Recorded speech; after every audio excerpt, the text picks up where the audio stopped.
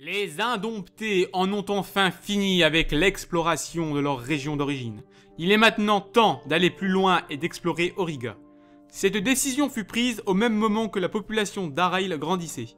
La deuxième unité de population était par défaut sur la collecte de nourriture, mais le grenier à grains qui est construit dans 2 tours me permet de le déplacer sans trop pénaliser les moissons. La production reste très élevée, et quant à la brume, l'exploration des ruines devrait remplir nos coffres.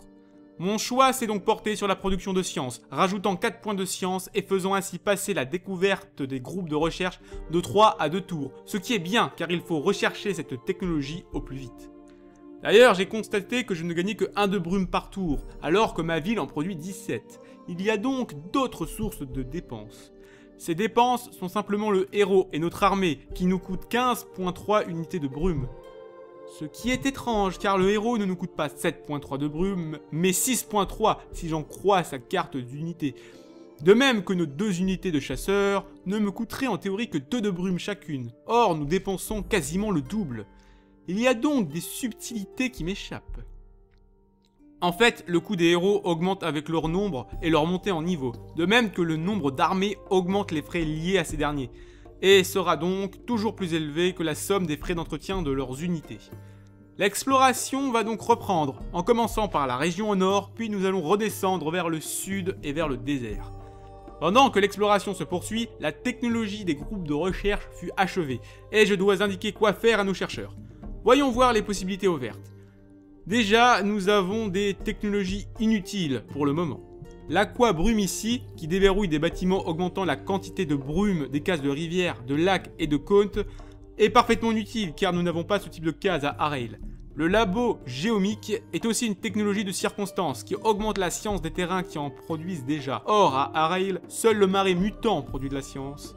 N'ayant pas de ressources de luxe à extraire, les mines à ciel ouvert n'auraient aucune utilité. De même que les sciences militaires qui débloquent des bâtiments défensifs. Sauf que, pour le moment, nous ne sommes toujours pas menacés. L'alliage et les armures avancées ne sont pas nécessaires, car débloquent les armes et armures en titane et verre d'acier de niveau 1. Or, à l'ère 2, nous avons des alliages alchimiques qui débloquent le niveau 2, bien plus intéressant. Le seul intérêt de cette technologie est la diminution du coût de ces équipements, mais cela ne justifie pas d'y dépenser nos points de science au final. Nous avons aussi des technologies qui seront intéressantes, mais plus tard.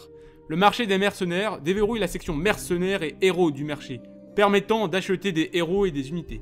De même que le chaman Agash, qui est la deuxième unité des Indomptés, devra être recherché à un moment ou à un autre.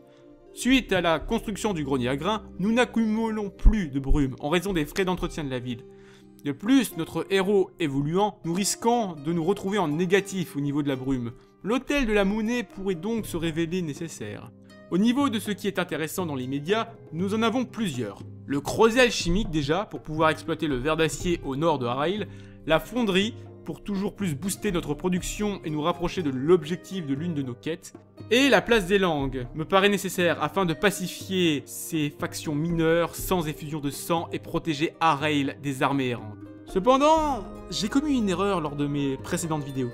Certes, toutes les technologies d'une même ère ont le même coût en points de technologie, mais ces derniers augmentent au fur et à mesure des recherches. Ainsi, si la première technologie nous coûtait 28, la seconde va nous coûter 42 points de science.